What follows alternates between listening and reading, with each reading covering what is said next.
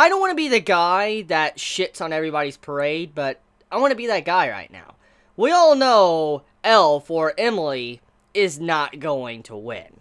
Regardless of how she just became best girl in this series, she's not going to win. Just think about the previous work of the writer. Just think about Orimo for a second, okay? Just think about how this series is set up, okay? Like, let's just talk about Orimo for a second. Kuroneko. Amazing character. Amazing character. Best girl of that series. Wonderful. And thanks to what our MC did in Orimo towards the end, you know what I'm talking about. What happened there, that was fucked up. And I'm like, are you serious right now, Orimo? Like, the way that was handled, that really pissed me off. And it just disgusted me because of how that was handled, because just clearly in every different detail, Kuroneko was, you know, a better choice, just because of the way she was as a person, how she accepted him for everything, and even then she backed off once the end happened. It was just fucked up. And also how, the main character did the ring around with all the other female characters in Orimo.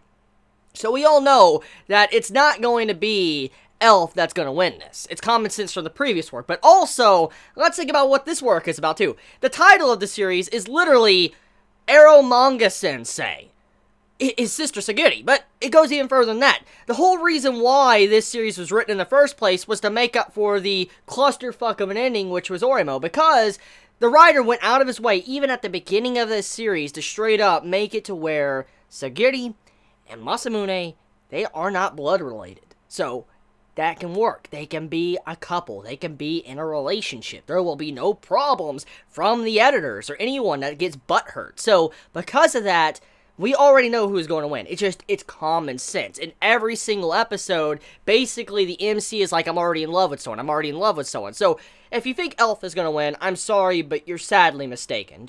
Yeah, I gotta go there and be that guy and shit on your parade, because it's just not gonna happen. It won't happen. I mean, if it does happen, you know what? If it does happen, I'll straight up eat like 2 or 3 habaneros in a video. Just straight up. All that. I'm not even joking. And this is a bet with you. Like, if straight up, if freaking she wins or whatever, I would do that.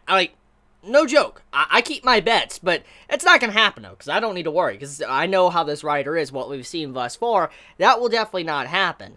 So let's also look at the fact that the way he actually, as a character, the way the writer is displaying Masamune as a character is actually way more tasteful than Orimo's main character. Because in Orimo, the main character, he did the ring around. He always just led them down thinking that they had a chance, but in reality, they never stood a chance at all. But this character, Masamune, he isn't doing that. He is actually letting them know how he feels, who he loves, and he's not allowing them to feel like, holy shit, I have a chance.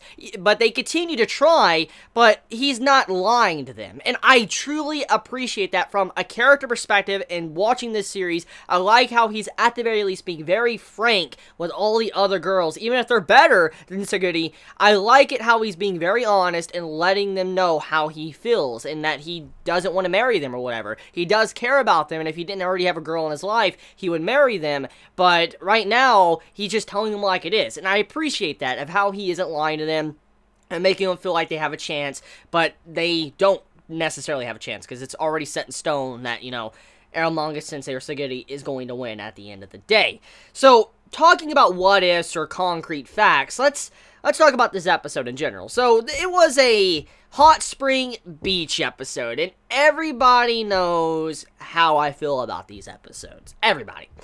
I hate episodes with hot springs and beach episodes. Now, don't get me wrong. Yes, I'm fine with fan service from time to time, but it depends on how the fan service is used.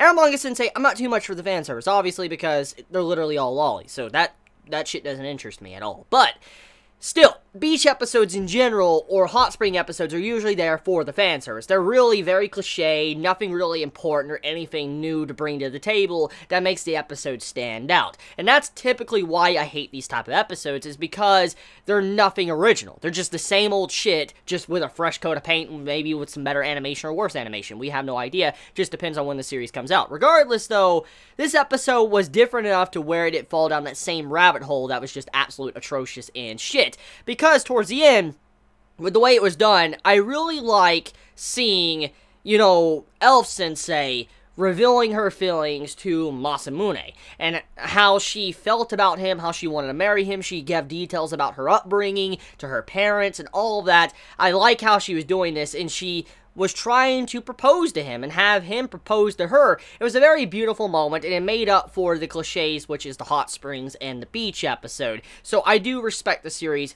for that at the very least. But also, what really had a chuckle from me was the fact there was a very reverse situation in this episode, especially when it came to the hot springs. Normally, in a hot springs episode, we all have seen a hot springs episode. Let's just be real here.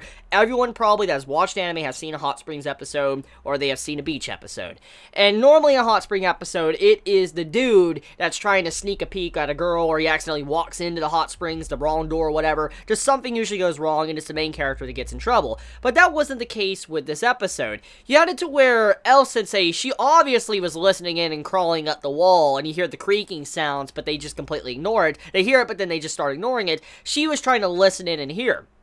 And that's very different from the normal stuff you see, because normally it's always the main character doing that, the main male character doing that, not the female character. So I do appreciate that and love the fact that that scene was at the very least different enough from the normal Hot Springs episodes I see quite often. So, episode had its good moments. It was a good episode, and regardless of some of the things like the fan service I don't give a shit about at all, it was a good episode. So let me know your thoughts in the comments below. I love you all so much. You have a wonderful day or night wherever you live. Please be safe. Chibi out.